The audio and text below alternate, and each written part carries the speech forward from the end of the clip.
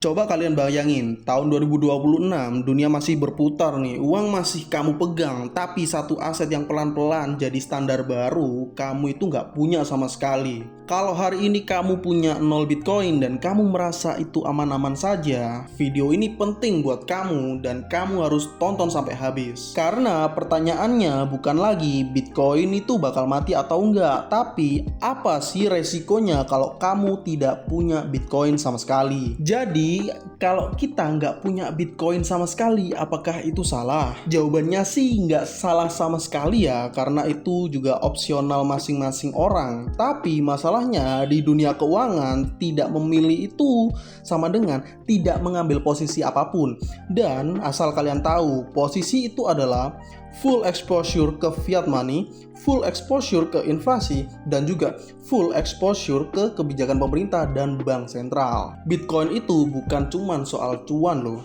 Bitcoin adalah opsi keluar dari sistem lama. Kalau kamu nggak punya Bitcoin sama sekali, itu artinya kamu tidak punya hedge dan kamu tidak punya exit plan, serta kamu 100% bergantung pada sistem yang kamu sendiri nggak bisa kontrol. Dan jujur ya, Minhack katakan itu berbahaya. Dan di tahun 2026, siapa saja sih yang sudah masuk ke Bitcoin? Di 2026, ini bukan lagi cerita Bitcoin cuman buat anak kripto retail.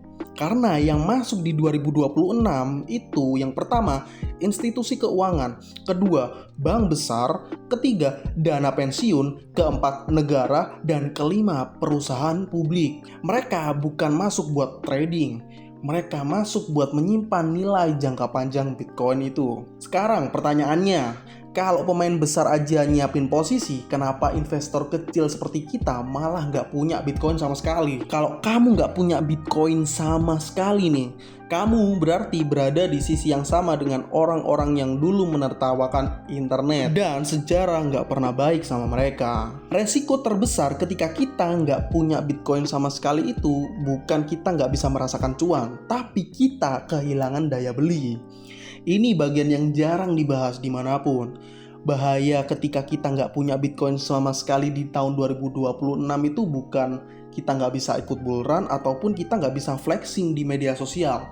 Bahaya terbesarnya adalah uang kita pelan-pelan jadi lebih tidak bernilai. Karena inflasi itu sama sekali nggak koar-koar. Inflasi itu diam-diam mencuri waktu dan tenaga kita. Bitcoin punya supply tetap, uang fiat enggak, malah bisa dicetak kapan saja. Jadi kalau kamu nabung, kerja, simpan uang dalam sistem lama tanpa melindungi nilai seperti Bitcoin, kamu itu kerja lebih keras hanya untuk tetap di tempat yang sama sekali. Tapi bang, Bitcoin kan volatil. Oke, biasanya di titik ini orang bakal bilang, gue paham sih Bitcoin penting, tapi kan volatil gitu kan.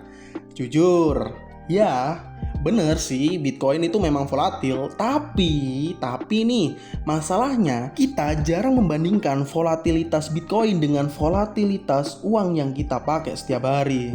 Volatilitas Bitcoin itu kelihatan dan lebih jujur. Bitcoin itu naiknya cepet, turunnya cepet, grafiknya brutal, emosinya kelihatan. Sekali turun memang bisa sampai 10-20%.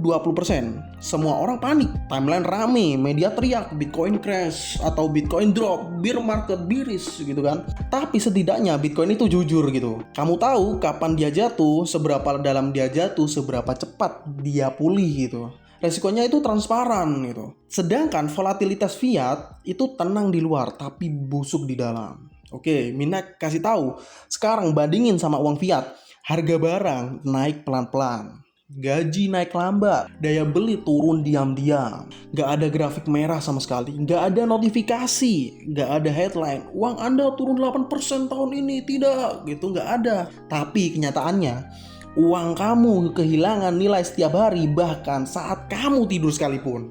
Ini justru yang lebih bahaya, karena kamu itu nggak panik, karena kamu nggak sadar sama sekali, dan kamu nggak ambil tindakan karena nggak sadar dan nggak panik tadi. Dan justru karena terlihat stabil, fiat money jadi lebih mematikan secara finansial. Jangka pendek versus jangka panjang Bitcoin dengan fiat itu, Bitcoin bikin kamu stres sekarang, tapi Tapi di sisi lain fiat bikin kamu miskin pelan-pelan.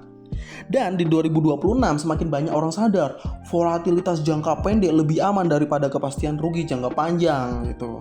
Nah, bayangin skenario ini termasuk skenario paling menakutkan menurut Minhek ya. Bitcoin makin dianggap aset standar, regulasi makin jelas, adopsi makin jelas, supply makin langka. Lalu kamu tiba-tiba sadar, harusnya gue beli waktu dikit gitu, meskipun dikit tetap beli Bitcoin gitu. Tapi masalahnya harga sudah jauh lebih tinggi, resiko psikologis lebih besar, kesempatan akumulasi sudah lewat. Dan kamu bukan telat karena bodoh, tapi karena kamu terlalu nyaman menunggu kepastian. Punya Bitcoin itu memang bukan kewajiban, tapi nggak punya Bitcoin sama sekali di tahun 2026 itu keputusan yang harus kamu sadari loh resikonya. Ini bukan soal cepet kaya, flexing, spekulasi, tapi ini soal proteksi, opsi, dan juga survival financial jangka panjang. Kalau video ini bikin kamu nggak nyaman, berarti kamu harus mulai mikir nih, dan itu langkah pertama gitu. Dan langkah yang kedua yang bisa kamu lakukan sekarang juga adalah subscribe Crypto Hack ID, karena lebih bahaya nggak tahu daripada tahu tapi belum siap. So see you on next video.